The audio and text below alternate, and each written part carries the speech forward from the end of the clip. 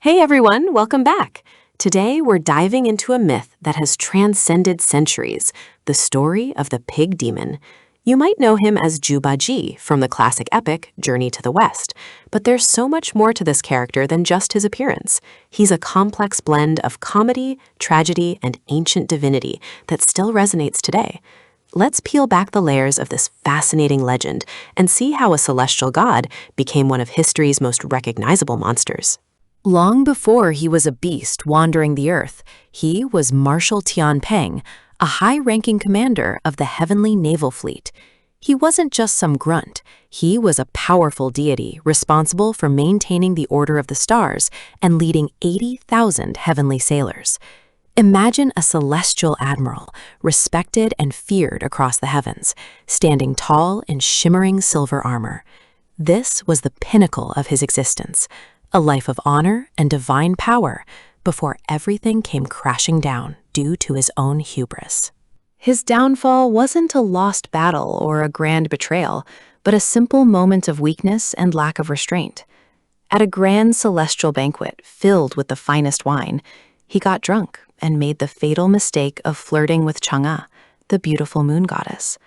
This act of blatant disrespect toward a higher power and the violation of heavenly codes was unacceptable in the strict hierarchy of the Jade Emperor's court.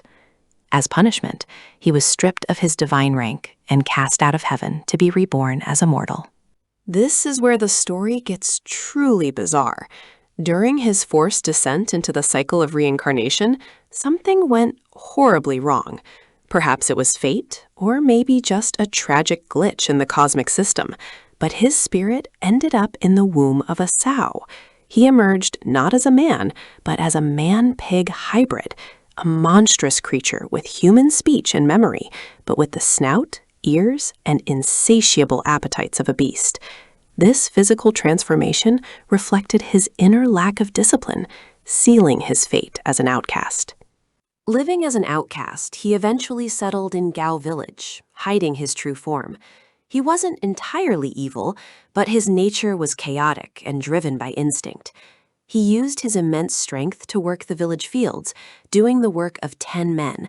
But his demands for food were so vast, they were bankrupting the local families. The breaking point came when he tried to force a local woman into marriage, revealing his true, terrifying form. This mix of helpfulness and horror is what makes the pig demon such a unique and complicated figure in folklore. His life changed forever when he encountered the monk Tang Sanzang and the legendary monkey king Sun Wukong. After a fierce battle where he showed off his surprisingly high-level combat skills with a rake, he was finally subdued. Seeing his potential for redemption and his divine past, the monk took him in as a disciple. He was given the name Jubajie, meaning 8 precepts pig, which served as a constant reminder for him to control his earthly desires and follow the path of righteousness. Throughout their dangerous journey to the west, Jubajie provided the comic relief, but he also represented the flaws of humanity. He was constantly hungry, easily distracted by beauty, and often lazy, suggesting they just quit and go home. While Sun Wukong represented the restless, disciplined mind, the pig demon represented the physical body and its many cravings. He's often the most human character in the group because he struggles with the same basic temptations that we all do every single day. Don't let his comedic nature fool you, though. When it came to combat, especially in the water, he was absolutely indispensable. His weapon, the 9-tooth rake, wasn't just a farm tool. It was a formidable divine weapon, forged from immortal iron in the heavenly furnaces. He fought countless demons and protected the monk through terrifying trials, proving that even someone with deep character flaws and a dark past could stand up for what is right when the stakes are high and their brothers are in danger. In many ways, the pig demon is a mirror for the audience. He embodies what psychologists call the id, the primal part of our psyche that wants instant gratification, comfort, and indulgence.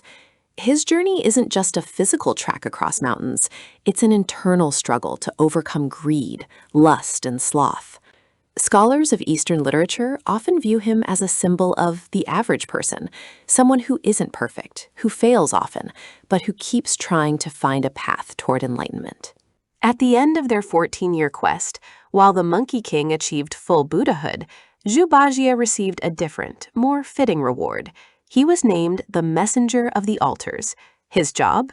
To consume the excess offerings left at temples. It was a perfect fit for his character, a role that utilized his natural traits and his insatiable appetite for a divine purpose. It shows that in this mythology, everyone has a place and a purpose, no matter how many mistakes they have made in their past life. Today, the pig demon lives on in a multitude of ways, from anime characters like Oolong and Dragon Ball to major video game bosses and multi-million-dollar blockbuster movies. His influence is absolutely everywhere. He has evolved from a terrifying folk monster into a beloved cultural icon that represents the messiness of being alive. His story continues to be retold because it reminds us that even after a massive fall from grace, there is always a chance to rebuild, to serve a higher cause, and to find a new purpose.